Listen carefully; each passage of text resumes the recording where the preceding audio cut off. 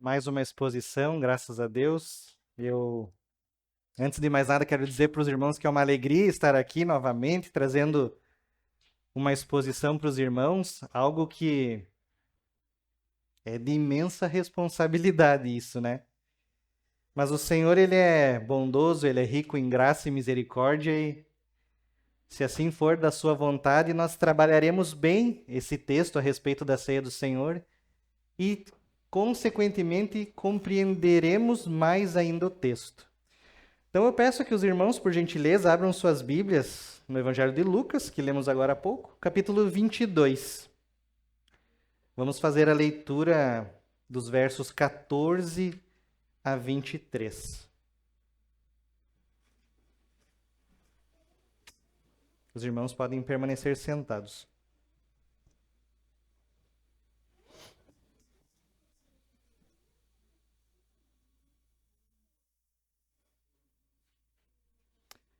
Diz assim a palavra do Senhor. Lucas 22, 14 a 23. Chegada a hora, Jesus se pôs à mesa e os apóstolos estavam com ele. Então Jesus lhes disse: Tenho desejado ansiosamente comer esta Páscoa com vocês, antes do meu sofrimento. Pois eu lhes digo que nunca mais a comerei, até que ela se cumpra no reino de Deus. E pegando um cálice, depois de ter dado graças, disse: Peguem e repartam entre vocês. Pois eu digo a vocês que, de agora em diante, não mais beberei do fruto da videira, até que venha o reino de Deus. E pegando um pão, tendo dado graças, o partiu e lhes deu, dizendo: Isto é o meu corpo, que é dado por vocês. Façam isto em memória de mim. Do mesmo modo, depois da ceia, pegou o cálice, dizendo: Este cálice é a nova aliança no meu sangue derramado por vocês. Mas eis que a mão do traidor está comigo à mesa, pois o Filho do Homem vai segundo o que está determinado, mas ai daquele por quem ele está sendo traído. Então começaram a perguntar entre si qual deles seria o que estava para fazer isso. Amém, irmãos? Então, para darmos início nessa exposição, nós primeiro precisamos compreender o contexto que está acontecendo nesse momento. Jesus está instruindo os seus discípulos a respeito da ceia do Senhor. Nós precisamos, antes de entrarmos verso a verso o estudo, criar um pano de fundo para que possamos ter uma compreensão melhor. Além de que nós muitas vezes fizemos a leitura desse texto. Usamos 1 Coríntios, né, a respeito da ceia. E nós lemos em Mateus, Marcos, Lucas e João o mesmo relato. Só que hoje nós vamos olhar pela visão de Lucas. O que Lucas estava relatando aqui? Porque Lucas, como o pastor falou anteriormente, ele não foi alguém que presenciou esse fato. Mas ele, um historiador, fez uma investigação a respeito desse acontecimento, da ceia do Senhor. Então, nós temos aqui uma certeza. Lucas, ele não foi uma testemunha ocular do evento, diferente de Mateus e de João, que participaram e relataram, provavelmente ou em seguida ou alguns anos depois. Lucas não, já é um tempo bem distante que faz esse relato.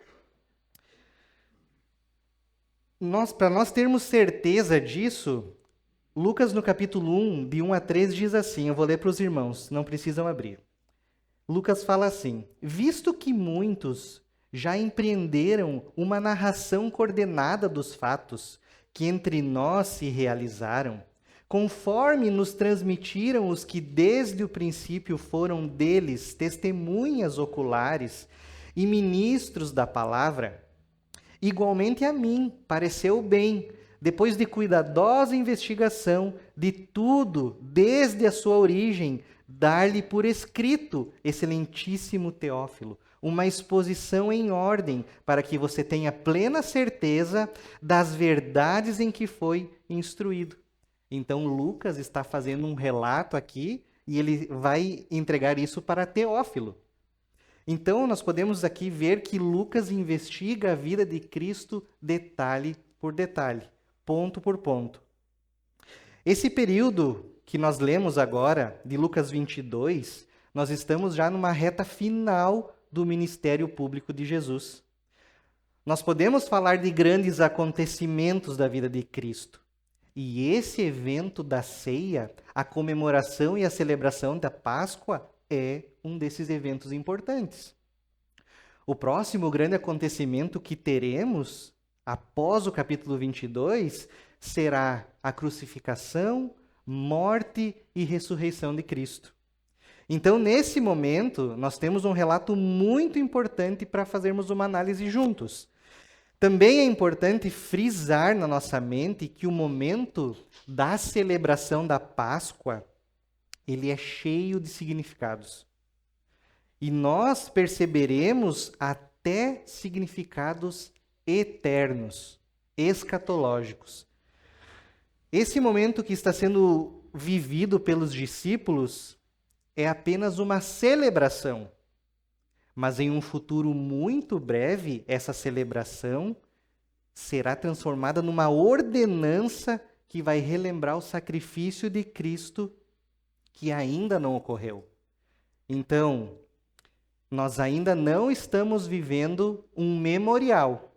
Aqui, quando lemos Lucas 22, ainda é uma celebração da Páscoa, como uma tradição que eles sempre faziam todo ano.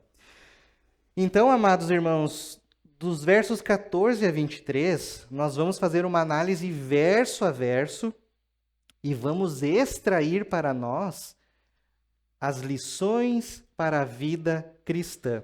E eu dividi em 3 pontos.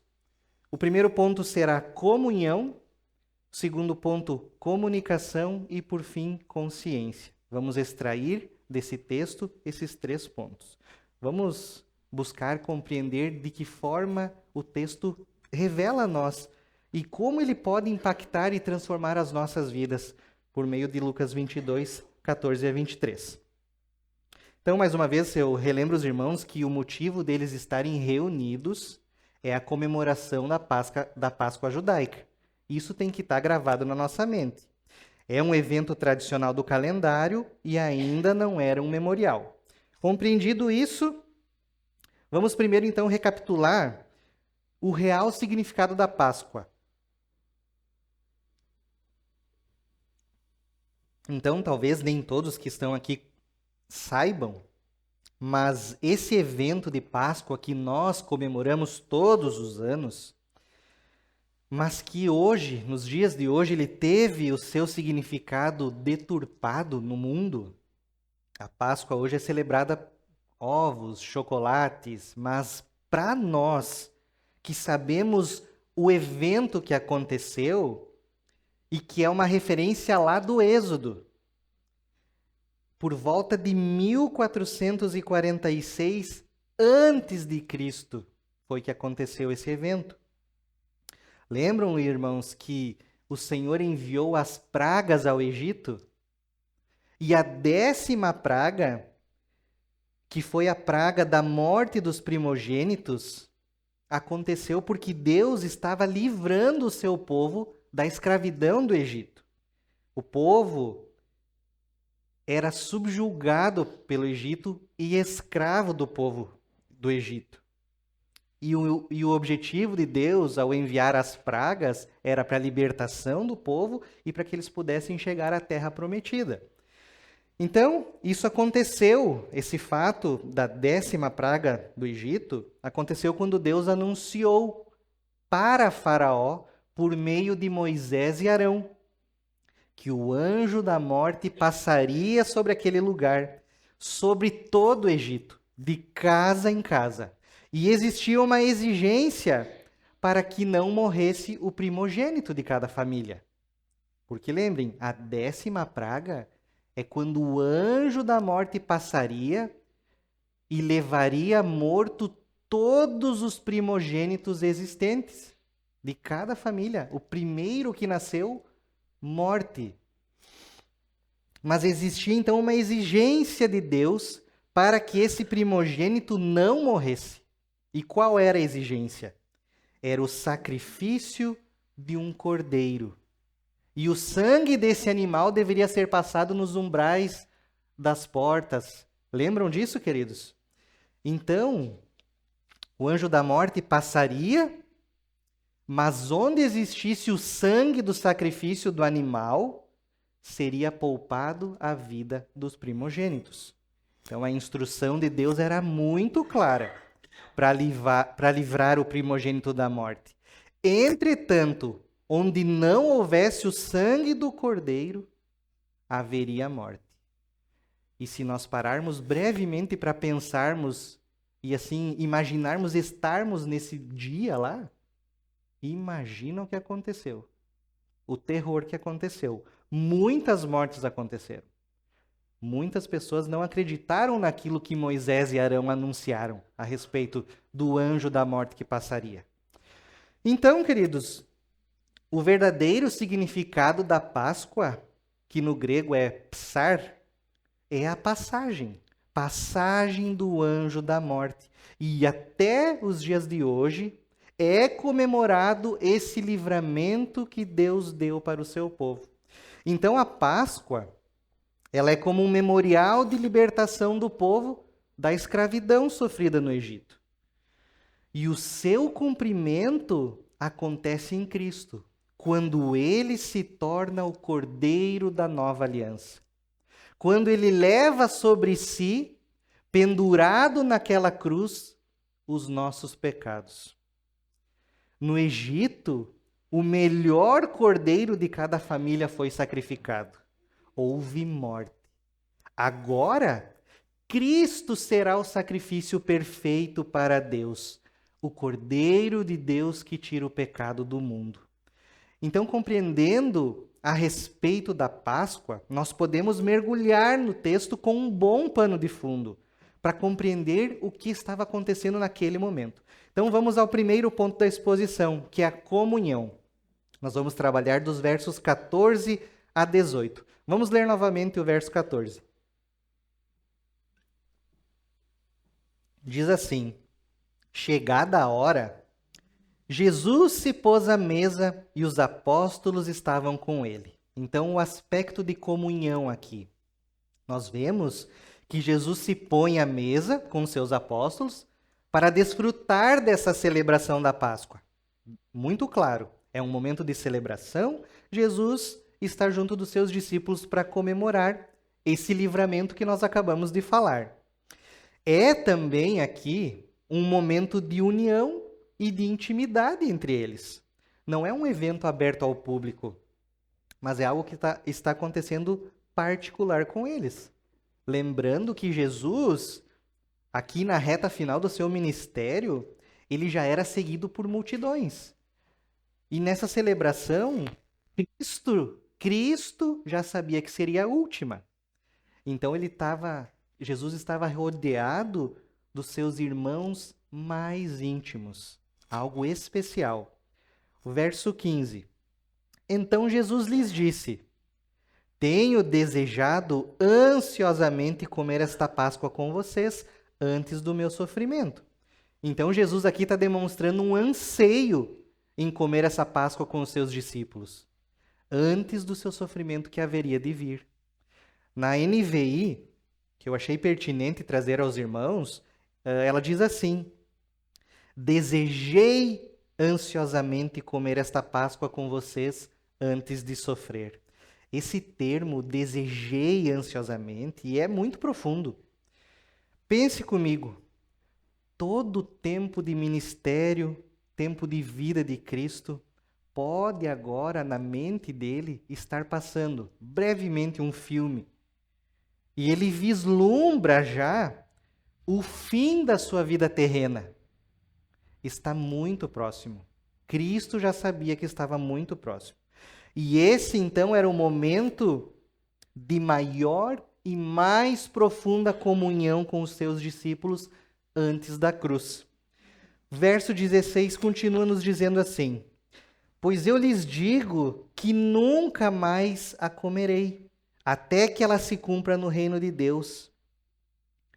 Pare para pensar, nesse momento de celebração, seja na perspectiva do que está acontecendo ali entre Cristo e os seus discípulos, é válido nós compreender que nós mesmos, quando sentamos à mesa com a nossa família ou com os amigos, até no momento de ceia que teremos aqui após o momento de comunhão, não é um ato qualquer. Isso não é um ato qualquer. Partilhar do alimento, da companhia dos irmãos, é um momento de intimidade e de unidade. Então, não é só a refeição que é algo sagrado, mas o momento, o alimento, o desfrutar da comunhão. No caso de Cristo e os discípulos, eles também não estão apenas desfrutando de uma refeição, mas de uma comunhão com Cristo espiritual e escatológica, que aponta para o banquete que acontecerá no reino de Deus, assim como lemos no verso 16. Pois eu lhes digo que nunca mais a comerei, até que ela se cumpra no reino de Deus.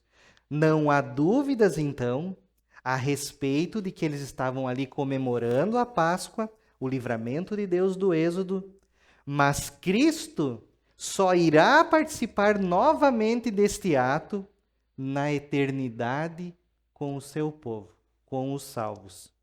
Cristo entregará a sua vida como um sacrifício vivo e perfeito para nos conceder uma libertação que será vista no reino de Deus. Você pode estar pensando assim, Mateus, mas de fato, do que realmente nós seremos libertos? Do que seremos libertos? Nós seremos libertos completamente do pecado e a sua influência. Nós seremos libertos da morte e de tudo aquilo que nos impede de ter um relacionamento pleno com Deus. É disso que seremos libertos.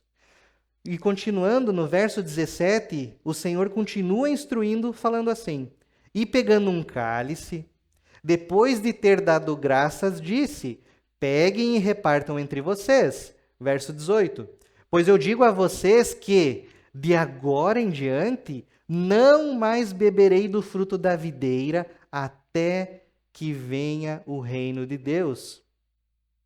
Olhem as verdades importantes que estão sendo anunciadas a nós aqui. Peguem e repartam entre vocês.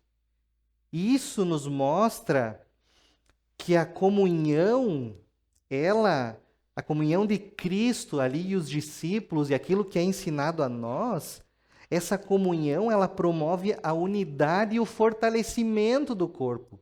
É um momento de intimidade. A comunhão faz isso, ela une os irmãos, une a igreja, une o corpo de Cristo, fortalece a fé de cada um. Porque diante dessa unidade, dessa união em comunhão, nós podemos nos alegrar com os irmãos e também podemos nos compadecer uns dos outros das diversas situações que enfrentamos. Em comunhão, nós nos exortamos em amor e celebramos também, irmãos, a graça que nos é concedida por Deus dia após dia. Nós sabemos que é um ato simbólico e que a ceia nesse momento ainda não havia sido instituída, assim como nós falamos antes. Jesus está mostrando que o reino de Deus não é um reino individualista, mas sim um reino do partilhar, do compartilhar, da coletividade. Verso 18 diz assim, nós já lemos, vamos reler. Pois eu digo a vocês que, de agora em diante, não mais beberei do fruto da videira, até que venha o reino de Deus. Talvez, sem ser percebido pelos discípulos, ou até mesmo nem ter sido compreendido por eles naquele instante, nós podemos observar aqui Cristo anunciando essas palavras, projetando o seu olhar para o futuro. Ele diz assim: de agora em diante. Significa que Cristo não vai mais participar desse evento. Não haverá outra oportunidade de celebrarem juntos a Páscoa, somente na plena manifestação do reino de Deus. Outro detalhe muito importante é que Jesus também anuncia aqui no verso 18, e ele renuncia qualquer tipo de celebração e momento de alegria a partir desse momento. Ele diz assim: não mais beberei do fruto da videira, que simboliza esse momento de comunhão, de alegria, de celebração. Não mais beberei do fruto da videira. Não haverá, então, por parte de Cristo, nenhum tipo de celebração. Somente quando tudo estiver consumado, na eternidade. Então, significa que Cristo, ele aguarda o momento de celebração. Jesus aguarda o momento em que nós, na eternidade, celebraremos novamente, em plena comunhão eterna. E o verso 18 nos afirma no final: até que venha o reino de Deus. Pois eu digo a vocês que, de agora em diante, não mais beberei do fruto da videira, até que venha o reino de Deus. Você tem real noção de que cada ceia que nós nos reunimos aqui, cada vez que trazemos à memória aquilo que Cristo fez por nós na cruz, mês a mês, ceia após ceia, cada vez estamos mais perto de participarmos do cumprimento final, que todos juntos celebraremos com o nosso Salvador. Consegue compreender que estamos cada dia mais perto do fim? Mas para nós crentes não é um fim trágico, é um fim libertador. Isso é uma verdade, é real. A volta do Senhor é uma promessa que logo se cumprirá. Então eu trago, irmãos, algumas lições para a vida cristã a respeito da comunhão. Em primeiro lugar, lições para a vida cristã. Prestem atenção. A comunhão não é só você estar presente nesse local, mas é participar, se envolver. A igreja hoje também se reúne em torno da mesa do Senhor. Nós fazemos isso no momento da ceia. Não apenas para lembrar do ato de Cristo, mas para viver esse momento com comunhão entre nós, os irmãos. Então pense, como você tem cultivado essa comunhão com os seus irmãos? Você está apenas presente nesse lugar, ou você realmente participa? Existe uma diferença. Você tem vivido a ceia como uma expressão de verdadeira comunhão, ou para você é apenas um rito? A ceia é só um ritual. Você vem só para cumprir esse ritual. A nossa vida, ela deve refletir amor, unidade, participação real no corpo de Cristo. Então nós temos agora essa compreensão a respeito da importância da comunhão. Vamos passar agora para o ponto 2, que Jesus vai comunicar para nós por meio dos elementos. Vamos ler os versos 19 e 20. E pegando um pão, tendo dado graças, o partiu e lhes deu, dizendo: isto é o meu corpo, que é dado por vocês. Façam isto em memória de mim. Do mesmo modo, depois da ceia, pegou o cálice, dizendo: este cálice é a nova aliança no meu sangue, derramado por vocês. Irmãos, nesse segundo ponto, Vamos buscar compreender o que esses versos 19 e 20 nos trazem de informação a respeito da comunicação. Que tipo de comunicação pode conter aqui? No primeiro momento você vai pensar, é a ceia do Senhor, e não está errado. Mas a gente precisa sempre reforçar que naquele momento estava sendo comemorado a Páscoa. Os discípulos não tinham essa compreensão ainda de um memorial. Jesus não havia ainda sido crucificado. Mas nós somos privilegiados em termos essa revelação completa. Então vamos lá. Claramente, nós podemos ver Cristo pegando o pão, agradecendo a Deus, partindo o pão e dando aos seus discípulos, dizendo: isto é o meu corpo. Essa frase é muito impactante, porém ela é muito mal interpretada até os dias de hoje. Há muita controvérsia a respeito da interpretação, e o problema está no verbo é. Esse verbo que diz aqui, isto é o meu corpo. A controvérsia está no verbo. Pensem comigo, não sei se todos os irmãos sabem, mas Lutero foi um dos reformadores que interpretou esse texto em sua literalidade. Ele disse, num debate com outro reformador, o Henrique Zwinglio, ele disse assim: o texto diz, é o meu corpo, então é o meu corpo. E ele batia, na mesa dizendo para Zwinglio, isto é o meu corpo. Então, para Lutero,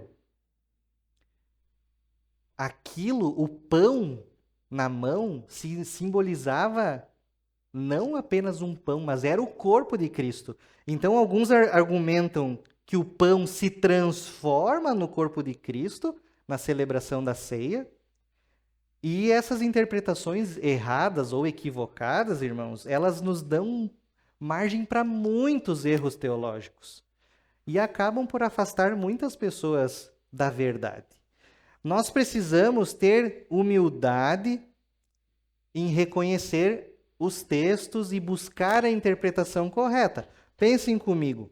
Vocês lembram aqui que os pastores sempre nos ensinam e nos alertam que quando nós temos alguma dúvida sobre um texto, os pastores sempre dizem que a palavra responde à própria palavra. Então, esse alerta nós vamos ter que usar hoje aqui. Nós precisamos da própria Bíblia para responder ela mesma. E ela vai sanar a nossa dúvida. Se a Bíblia responde ela mesma, vamos recorrer então a outros textos.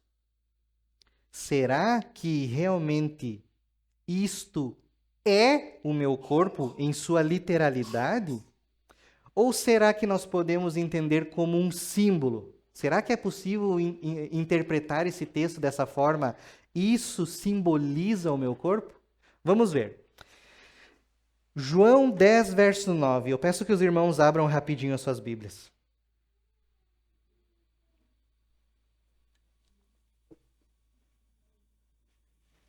João 10, verso 9, vai dizer assim. É um pouquinho para frente de Lucas. João 10, verso 9 diz assim: eu sou a porta. Se alguém entrar por mim, será salvo. Irmãos, Jesus é uma porta? Ou ele está se apresentando como o único acesso à salvação e à vida eterna? Jesus é uma porta? Ou ele está somente informando que ele é o único caminho? Outro texto. João 6,35.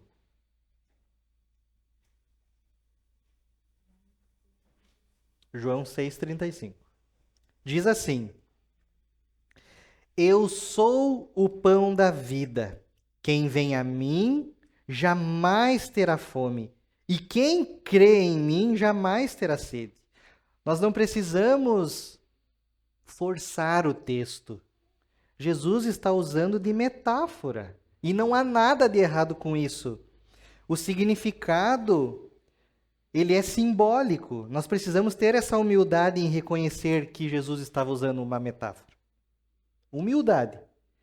Tendo em vista, então, essa compreensão de que é algo simbólico, Jesus, ele afirma que isto é o meu corpo, mas o pão não é o corpo, mas representa o corpo. Jesus diz, eu sou a porta, mas ele não é uma porta. Ele diz que ele é o único caminho. Vamos ler novamente. E pegando um pão, tendo dado graças, o partiu e lhes deu, dizendo: isto é o meu corpo, que é dado por vocês. Façam isso em memória de mim. Cristo pega naturalmente o pão para simbolizar o seu corpo.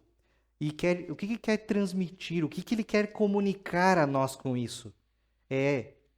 Meus filhos, recordem desse momento. Lembre-se que Cristo teve o seu corpo moído naquela cruz em nosso favor. Foi por nós que ele morreu. Por nós, pecadores. Então, quando nós aqui no momento de ceia nos apropriamos do pão, no momento de celebração, esse momento, ele simboliza a memória de Cristo. Aquilo que ele fez na cruz. O Filho de Deus, o unigênito, doou a sua própria vida por causa dos nossos pecados. Compreendem o que simboliza, o que significa, o que isso comunica para nós? E pegando um pão, tendo dado graças, o partiu e lhes deu, dizendo, isso é meu corpo. Então o pão simboliza o corpo de Cristo, que é dado por vocês. Nós temos aqui um anúncio, um prenúncio do Calvário. Mas como assim que é dado por vocês? Para nós que já temos o relato completo, que sabemos os desdobramentos da história, é fácil nós compreender. Porque Jesus está dando a sua vida em prol dos homens. Morrerei, mas não é o fim. É necessário que isso aconteça. Pagarei o preço do pecado, que é a morte. Mas, para os discípulos, talvez o que Jesus está anunciando não havia sido compreendido em sua totalidade. Continua assim o texto: façam isso em memória de mim. Isso é claro que é uma ordenança. Façam, celebrem, relembrem aquilo que eu farei. Cristo está anunciando isso. Irmãos, você é um discípulo de Cristo? Você foi vivificado espiritualmente? Você nasceu de novo? Então alegre-se. Cumpra essa ordenança. Celebre a ceia do Senhor sem culpa alguma. Vamos ao verso 20. Do mesmo modo, depois da ceia, pegou o cálice dizendo: este cálice é a nova aliança no meu sangue derramado por vocês. Então, assim como foi feito anteriormente com o pão, agora Jesus pega o cálice que simboliza o seu sangue derramado na cruz. E ele ensina: este cálice é a nova aliança no meu sangue derramado por vocês. O derramamento de sangue, ele indica para nós a morte na cruz, onde uma nova aliança seria inaugurada. Que aliança é essa? A graça. Então nós precisamos ter a compreensão aqui. Israel tinha um relacionamento com Deus por meio da lei. Eles viviam sobre a aliança da lei. Mas em um futuro próximo, dessas palavras de Jesus, uma nova aliança seria inaugurada, que seria a graça. E só aconteceria isso por causa da morte sacrificial de Cristo. A sua morte estabeleceria um novo modo de aproximação a Deus, relacionamento com Deus. Então, o ensino de Cristo é que a sua morte iminente substituirá os sacrifícios exigidos pela lei. Após, então, a sua morte, o sacrifício exigido por Deus, que é o derramamento de sangue para perdão de pecados, será cumprido em Cristo. Será cumprido em Cristo a exigência de Deus. Não haverá mais necessidade de sacrifícios em favor de pecado. O que é necessário agora para o cristão é o arrependimento diário dos seus pecados, uma mudança de atitude e fé. É isso que nós precisamos. Então, queridos, eu espero que vocês tenham compreendido e tenham um entendimento dos versos 19 e 20. Que isso esteja muito claro na sua mente. Então, para isso, eu farei uma pergunta bem simples para vocês meditarem. Agora que vocês compreendem o real significado dos elementos do que Cristo está falando, corpo e sangue, Cristo doando sua vida, façam isso em memória de mim, uma nova aliança, eu pergunto para vocês, qual então é a importância da encarnação do Deus Filho e do seu sacrifício? Qual é a importância da encarnação do Deus Filho e do seu sacrifício? O que isso comunica a nós? Vamos falar sobre isso. Eu vou trazer aqui alguns pontos importantes para meditarmos a respeito da encarnação do Deus Filho. Primeiro, Deus se faz homem. João 1,14. E o Verbo se fez carne e habitou entre nós. E isso está relacionado à importância da encarnação de Cristo. Então, Deus se faz homem. Significa que a encarnação é o ato pelo qual o Filho de Deus, a segunda pessoa da Trindade, assume a natureza humana em Cristo. Ele não deixou de ser Deus, mas tornou-se verdadeiramente homem e viveu entre nós. O próprio Deus viveu entre nós, na pessoa de Cristo. Então, ele não deixou de ser Deus, mas ele era totalmente Deus e verdadeiramente homem. Isso é importante nós termos a compreensão. Então, quais são as importâncias dessa encarnação? Nós já sabemos que Deus se fez homem. Hebreus 1, que nós até cantamos hoje a canção, diz assim, nos versos 3 a 4. O Filho, que é o resplendor da glória de Deus e a expressão exata do seu ser, sustentando todas as coisas pela sua palavra poderosa, depois de ter feito a purificação dos pecados, assentou-se à direita da majestade nas alturas, tendo se tornado tão superior aos anjos quanto herdou mais excelente nome do que eles. Jesus é a revelação perfeita de Deus. Então você pergunta, como eu posso saber quem é Deus? Como é Deus? Cristo revela o próprio Deus. Através de quê? Do seu caráter. Jesus demonstra pleno amor, total santidade, compaixão, justiça, divindade. Ele revela o caráter do próprio Deus. Outro ponto importante é a identificação de Cristo com a humanidade. Pensem comigo. Jesus, ele mesmo sendo Deus, ele experimentou as mesmas dores, tentações e limitações que nós. Jesus, o próprio Deus, experimentou dores, tentações, limitações. Exceto uma coisa. Cristo não experimentou o pecado. Cristo não pecou. Então, se Cristo experimentou tentações que eu e você passamos diariamente, experimentou dores, o sofrimento da cruz, hoje nós temos a certeza daquilo que Cristo faz por meio da palavra. Hoje Cristo intercede por nós, porque Ele se identifica com nós por meio da humanidade. Ele se fez homem, então Cristo compreende o que é ser homem e intercede por nós. Outra importância da encarnação do Deus Filho é o seu modelo de vida. Em Filipenses 2, de 5 a 8, vou ler para os irmãos.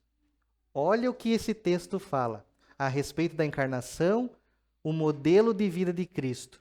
Filipenses diz assim: tenham entre vocês o mesmo modo de pensar de Cristo Jesus, que mesmo existindo na forma de Deus, não considerou o ser igual a Deus algo que deveria ser retido a qualquer custo.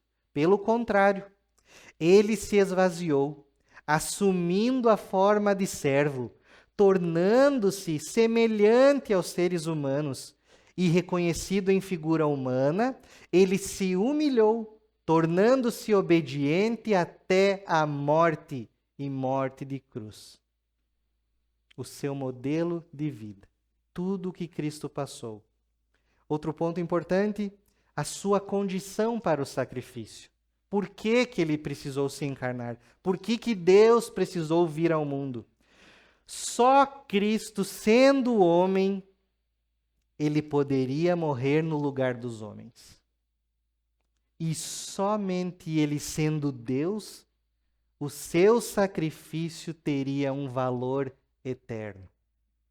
Somente Cristo sendo homem, ele poderia morrer no lugar dos homens, e somente ele sendo Deus, o seu sacrifício teria um valor eterno.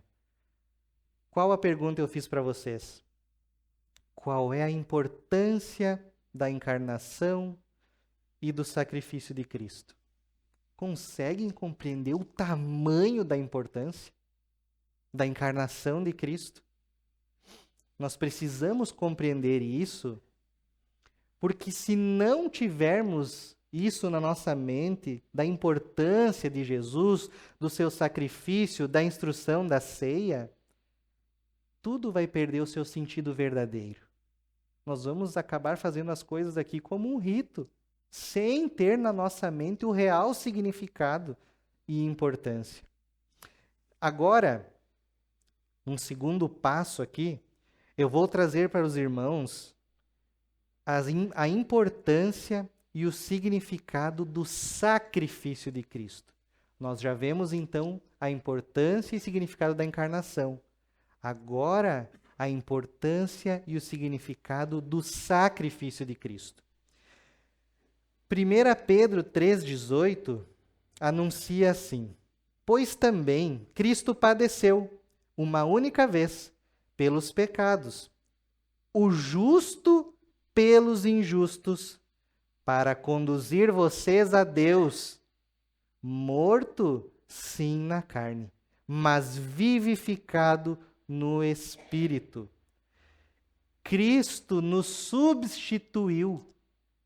Na cruz, Jesus ofereceu a si mesmo como um sacrifício pelos pecados da humanidade. Ele tomou sobre si a culpa e a condenação que eram nossas. Ele morreu no meu e no seu lugar. Muitas vezes eu já falei aqui mesmo nesse púlpito que aquela cruz onde Cristo foi pendurado e morto, aquela cruz era para mim. Fui eu que pequei. Cristo não pecou. Eu transgredi. Cristo não desobedeceu. Eu merecia aquela cruz. Mas o preço que foi pago, a dor da crucificação, os açoites, a humilhação, eu nunca vou saber a dor, o sentimento que isso trouxe, porque Cristo me substituiu naquela cruz. Glórias a Deus por isso. Vamos ver então a importância do sacrifício de Cristo. Em primeiro lugar,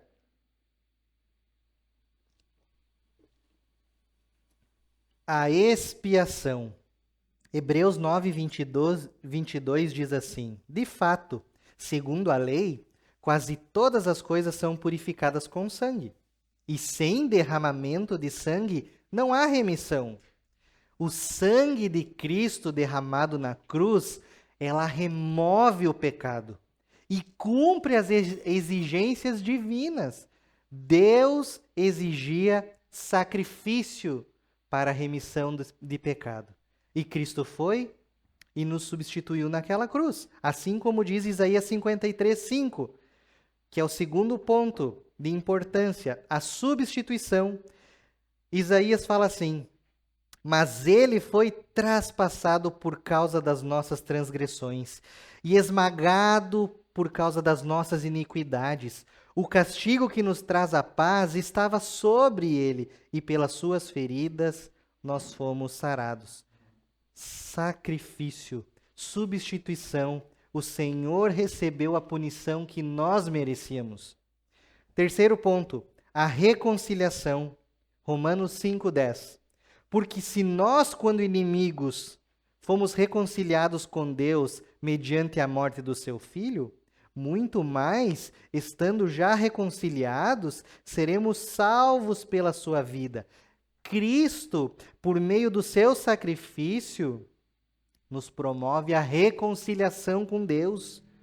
Pela sua morte de cruz, Deus e homem voltam a ter um relacionamento. A barreira do pecado que nos separa de Deus foi removida por meio da cruz. A vitória sobre o mal é o outro ponto. Colossenses 2,15 diz assim: e despojando os principados e potestades, publicamente os expôs ao desprezo, triunfando sobre eles na cruz. Cristo venceu o mal. A morte e a sua ressurreição derrotaram o poder do pecado, o poder da morte e de Satanás. E por fim, o último ponto a respeito do sacrifício. Novo pacto. Nós lemos agora Lucas 22, verso 20. Este cálice é a nova aliança no meu sangue derramado por vocês.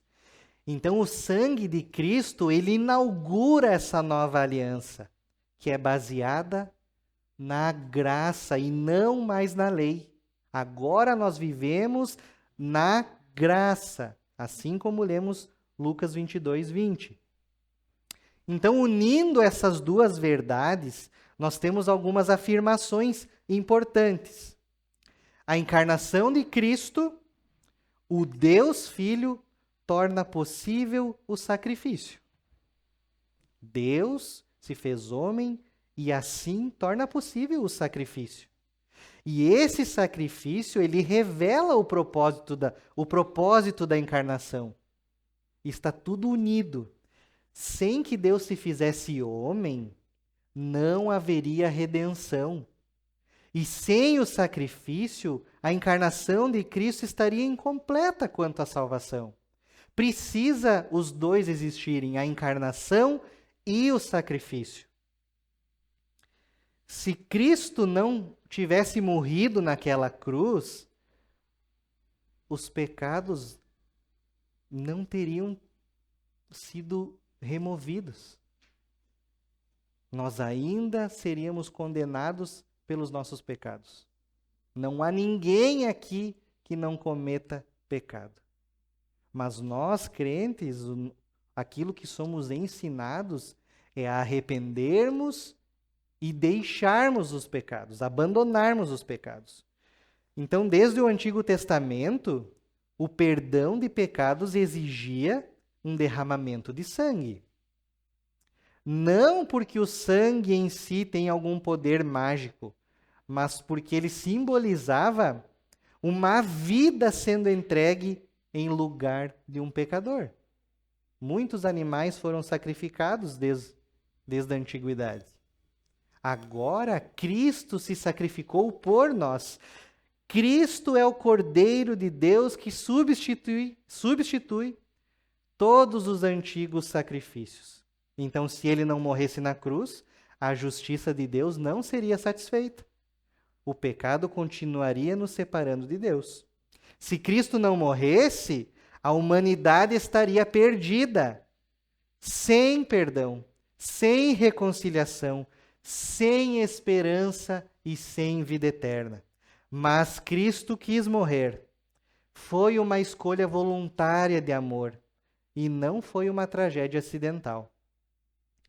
E lá em João 10:18, Cristo fala assim: ninguém tira a minha vida de mim, mas eu de minha mesmo a dou.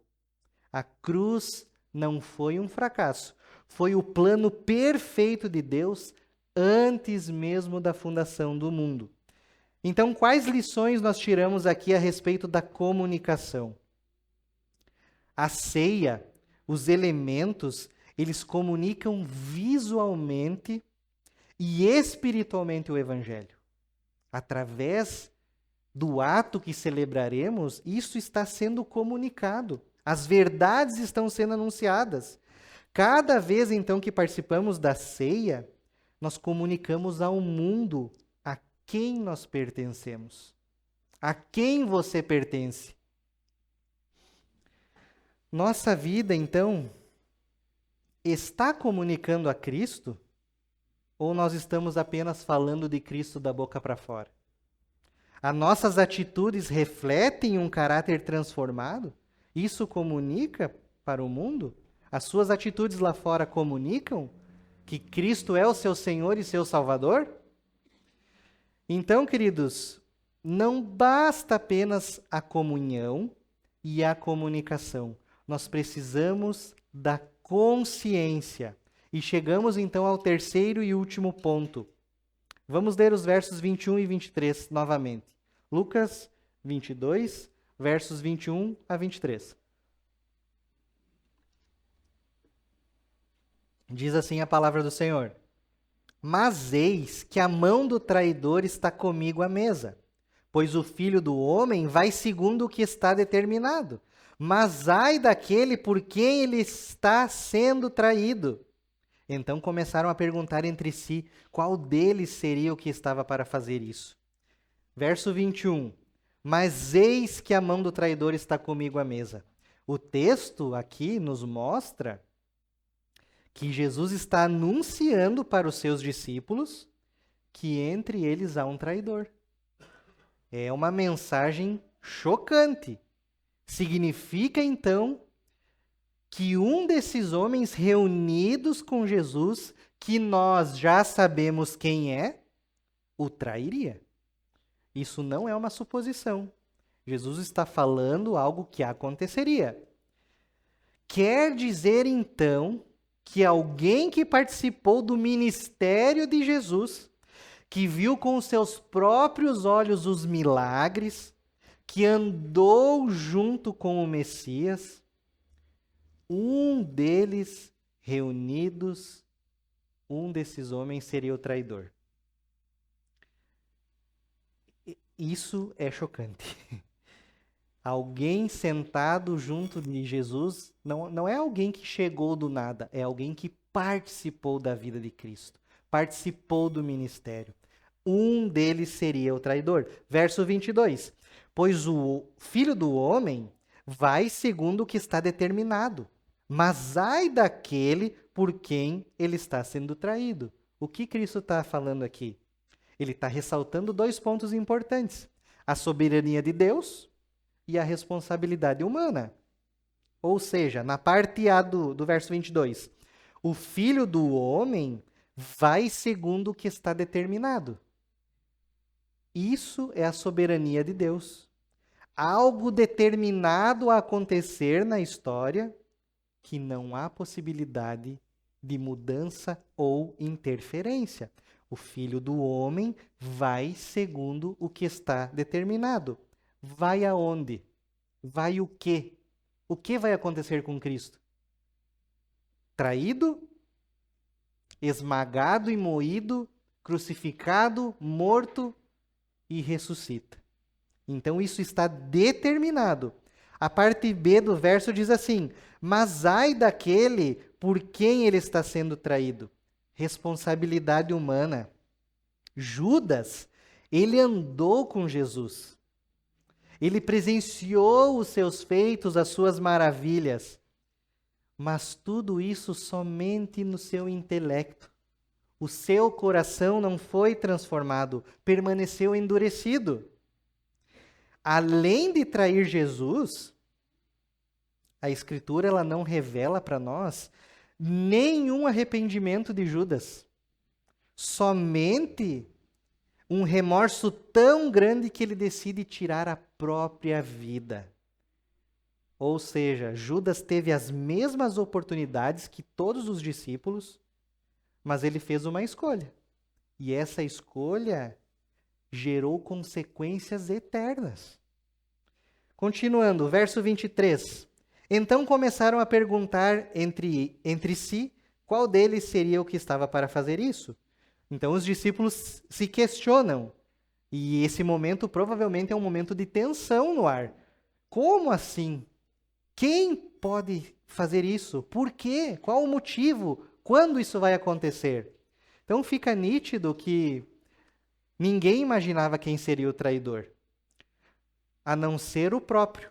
O texto não mostra, esse texto de Lucas, ele não mostra um acusando o outro, mas sim, de forma coletiva, os discípulos estão fazendo uma autoanálise. Então a gente pode pensar que nesse momento, que eu acredito ser de tensão no ar, os pensamentos assim, por exemplo, Pedro deve pensar, eu jamais faria isso, eu nunca faria isso. Por que um de nós faria isso com o Mestre? Quem será o traidor do nosso Senhor? O relato de Lucas, ele nos mostra essa coletividade, esse pensamento, essa autoanálise. Eles estão buscando em si. Será que eu serei o traidor? Não, mas eu não posso, eu não faria isso. Mas a gente sabe que um deles talvez nem tenha refletido, somente feito o ato. Então, quais as lições? Nós falamos sobre a comunhão e a sua importância e as lições. Falamos também comunhão, o ponto 1. Agora estamos falando da consciência e falamos da comunicação. Então, o que é consciência? O que nós podemos tirar de lição a respeito da consciência? Em primeiro lugar, examinar o próprio coração. Há uma necessidade de nós refletirmos aqui em nossa condição atual. 1 Coríntios 11, 28, que é uma instrução, diz assim, Paulo fala, que cada um examine a si mesmo. Cada um examine a si mesmo, e assim coma do pão e beba do cálice. Entre os discípulos havia um traidor. Eu e você estarmos presentes aqui nesse lugar, celebrarmos a ceia logo mais, não significa estarmos em Cristo. Não significa que você participando, você seja um crente verdadeiro. Então, estarmos reunidos num ambiente como esse, não significa que todos concordem com o que está sendo dito agora.